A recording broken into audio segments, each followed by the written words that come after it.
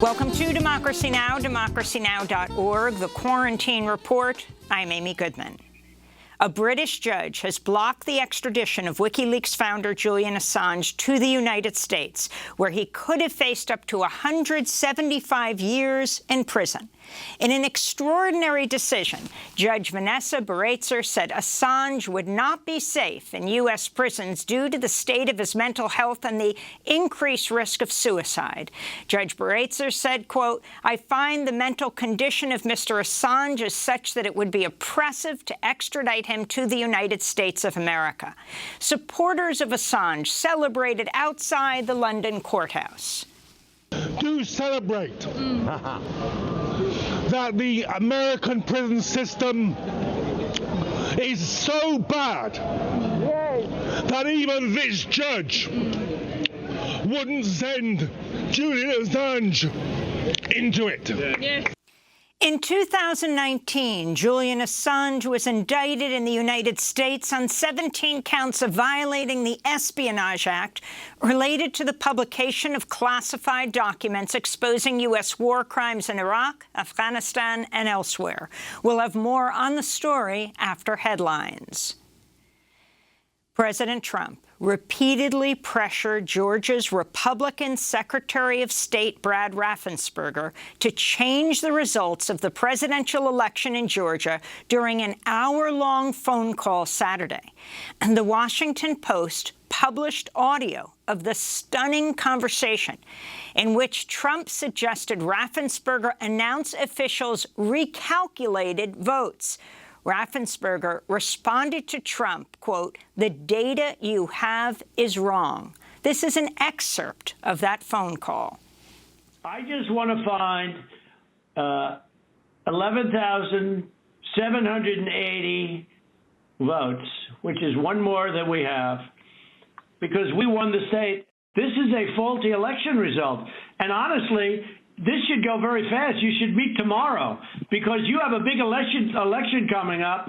And because of what you've done to the president, you know, the people of Georgia know that this was a scam. And because of what you've done to the president, a lot of people aren't going out to vote. President Trump tried to get Raffensperger to agree that thousands of ballots had been destroyed, threatening consequences if he did not support the baseless claim, a possible attempt at extortion. The audio was released just 2 days before the 2 Georgia runoff races Tuesday, which will determine control of the U.S. Senate. Over 3 million Georgia residents have already cast their ballots in a record turnout for runoff elections. On Thursday, incumbent Republican Senator David Perdue said he was quarantining after possible exposure to the coronavirus. He's facing off against Democrat Jon Ossoff. Incumbent Republican Senator Kelly Loeffler is running against Reverend Raphael Warnock. Trump is campaigning in the conservative stronghold of Dalton, Georgia today, while President-elect Joe Biden will be in Atlanta. Vice President-elect Kamala Harris campaigned in Savannah on Sunday. In more election news, as many as 140 Republican Congress members and at least 12 senators plan to contest the official counting of the Electoral College vote on Wednesday. Senator Ted Cruz is spearheading the effort among senators in the latest desperate attempt to overturn Joe Biden's victory and buoy Trump's baseless claims of widespread voter fraud.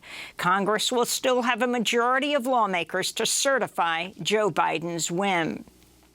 On Sunday, the 117th Congress was sworn in amidst the worsening coronavirus pandemic and Trump's attempts to overturn the election. Cori Bush, a Black Lives Matter activist, formerly unhoused single mother, was sworn in to represent Missouri's 1st congressional district. She tweeted, "I've survived sexual assault, police abuse, domestic violence, and being unhoused and uninsured. That's not a unique pain I carry.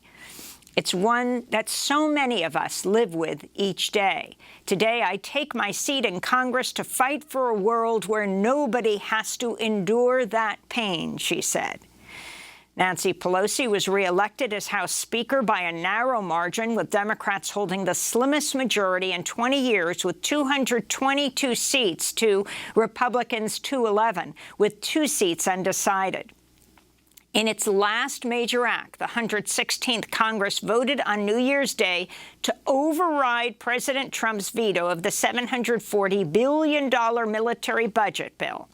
Senate Republican leaders did not allow an up or down vote on a House bill to increase coronavirus stimulus checks to $2,000 per person. This all comes as the U.S. has topped 351,000 COVID-19 deaths and 20.6 million confirmed cases as hospitals brace themselves for an even greater surge due to holiday travel and social gatherings. California remains an epicenter in the United States, with over 45,000 new cases reported Sunday. Ambulances are reporting wait times of up to 8 hours to transfer patients to hospitals, which are already near their breaking point, in turn leading to a shortage of paramedics and longer 911 response times. Los Angeles morgues say they cannot keep up with the mounting daily death toll, which has averaged 178 over the past week, or 1 death every 8 minutes. Funeral homes have had to turn away grieving families. Shelters and services for unhoused people in L.A. are reporting being overwhelmed by new spikes in cases. In Tacoma, Washington, police evicted housing activists who'd occupied a Travelodge motel since Christmas to shelter over 40 unhoused people. The group Tacoma Housing Now has been requesting city officials take advantage of a federal funding program to cover the costs of housing people in unused hotel rooms during the pandemic. Baltimore recently announced it's extending contracts with hotels to accommodate unhoused people using FEMA funds through March. Meanwhile, the coronavirus variant, first identified in Britain, which is believed to be significantly more contagious but not more deadly, has now been reported in over 30 countries and 3 U.S. states: Colorado, California, and Florida. As frustrations mount over the slow rollout of vaccines, the U.S. will consider cutting Moderna doses in half for adults up to the age of 55. The U.S. has vaccinated just over 4.2 million people, falling far short of its original goal of vaccinating 20 million people by the end of 2020. In international news, India has approved 2 vaccines against COVID-19, the Oxford-AstraZeneca vaccine and Bharat Biotech's domestically developed Covaxin. Indian health experts and politicians expressed alarm that Covaxin was approved without any published data on its efficacy. India aims to inoculate 300 million frontline workers, elderly and vulnerable people out of its 1.35 billion population by August. Britain became the first country today to start administering doses of the Oxford-AstraZeneca vaccine. In related news, the World Health Organization listed Pfizer-BioNTech's COVID-19 vaccine for emergency use Thursday, which should allow less wealthy countries to expedite their own regulatory approval process for the vaccine. In the Middle East, over 1 million Israelis, or over 1/10 of the population, has already received their first dose of the Pfizer-BioNTech shot, the highest rate of vaccination against the coronavirus in the world. But human rights groups say Israeli authorities are excluding Palestinians in the occupied territories from the vaccine rollout, even as settlers in those regions receive the shots. Palestinian authorities say they plan to use COVAX, the UN's mechanism to ensure fair distribution of vaccines, to vaccinate some of its population. A deadly blast at the Aden airport in Yemen Wednesday killed at least 26 people and injured dozens. The attack came as a plane carrying members of a newly formed Saudi-backed cabinet was landing at the airport. 3 International Red Cross workers, at least 1 journalist, were killed. Yemeni officials blame Houthi rebels who denied they were responsible. Saudi air raids were launched in Houthi-controlled Sana'a following the blast. On Friday, an explosion in the port city of Hodeidah killed 5 women at a wedding hall. Government and Houthi forces both blame the other side for the attack. In Afghanistan, Bismillah Adel Amak, a 28-year-old radio journalist from Ghor province, was shot dead in a car ambush on Friday. He's at least the 5th media professional to be killed in Afghanistan in under 2 months. No group has claimed responsibility for the killing.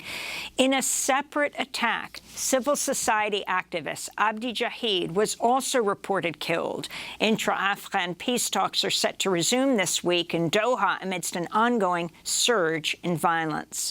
In Pakistan, the Islamic State has claimed responsibility for Saturday's attack on a coal mine in the western province of Balochistan, which left 11 miners dead. The killings sparked protests among members of Pakistan's Hazara Shia Muslim minority. This is Hazara lawyer Mohammad Raza. The government has failed to control these terrorists. The Hazara community reserves the right to protest this, and federal and provincial governments both are responsible for this. In Iraq, thousands of protesters flooded Baghdad's Tahrir Square on Monday to mark the first anniversary of President Trump's assassination of Qasem Soleimani, the Iranian general killed in a U.S. drone strike near Baghdad International Airport. The protests came as Iranian leaders warned the Trump administration may be planning an attack before Joe Biden is sworn in on January 20th.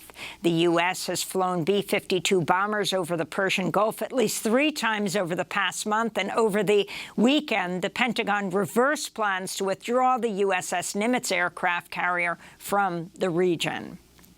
In Nigeria, the prominent journalist and activist Omoyele Sowore was beaten and arrested with other protesters at a peaceful New Year's Eve gathering in the capital, Abuja. The protesters were airing grievances against the Nigerian president, Muhammadu Buhari, when members of a police unit known as the Rapid Response Squad descended on their candlelight procession. Sowore reported he suffered a broken nose and was denied bail for allegedly violating COVID-19 protocols. Sowore Omoyele is a former presidential candidate in Nigeria and the founder of the New York-based news outlet Sahara Reporters. He was arrested in 2019 on charges including treason after he organized peaceful nationwide protests against Nigeria's government. To see our last interview with Sowore, go to democracynow.org. A warning to our audience. This story contains disturbing footage of a police raid. Police in Minneapolis have released body camera footage of the killing of Dalal Eid, a 23-year-old Somali American who was shot to death by police officers in a gas station parking lot last Wednesday. It was the first killing by Minneapolis police since the death of George Floyd, May 25th. The Minneapolis Police Department says the video shows Eid fired at the officers first, but the footage is inconclusive and family members dispute the claim. About 8 hours after the shooting, just past 2 a.m. on New Year's Eve, Hennepin County Sheriff's deputies raided the home of Eid's family, where they zip-tied the hands of the adults as terrified children looked on. Video of the raid shows officers did not explain the reason for their search warrant and only told the family Dalal Eid had been killed as they were making their exit. The killing has sparked new protests in support of Black lives in Minneapolis. A panel of federal judges has reinstated the execution of Lisa Montgomery, the only woman on federal death row, for January 12th. The decision reversed a ruling 1 week earlier allowing for the postponement of Montgomery's execution because her lawyers contracted COVID-19. Montgomery's attorney is asking the court to reconsider the ruling. She was convicted for the gruesome 2004 murder of a pregnant woman, but advocates have been asking for clemency and say Montgomery suffers from mental illness caused by a life of abuse. If the execution goes ahead, Lisa Montgomery will be the first woman to be executed by the federal government in nearly 70 years. Samuel Little, a serial killer who confessed to committing 93 murders between 1970 and 2005, died last week at the age of 80. Little's victims included mostly young black women who were estranged from their families or struggling with poverty or other issues, and their deaths did not receive widespread attention. Many of the murders were attributed to overdoses or accidental or undetermined causes. The FBI described Little as the most prolific serial killer in U.S. history. In Texas, authorities are investigating the death of Drill Sergeant Jessica Mitchell, whose body was found in a bullet-riddled car in San Antonio on New Year's Day. Authorities are also investigating the death of soldier Asia Graham in Texas, who was discovered dead in her military barracks on New Year's Eve. And the Census Bureau missed its December 31st deadline to produce its final counts for 2020. Those numbers will determine representation in Congress and the number of electoral votes in each state. If the results are not ready before Trump leaves office, his attempt to exclude undocumented people from the final count is expected to fail.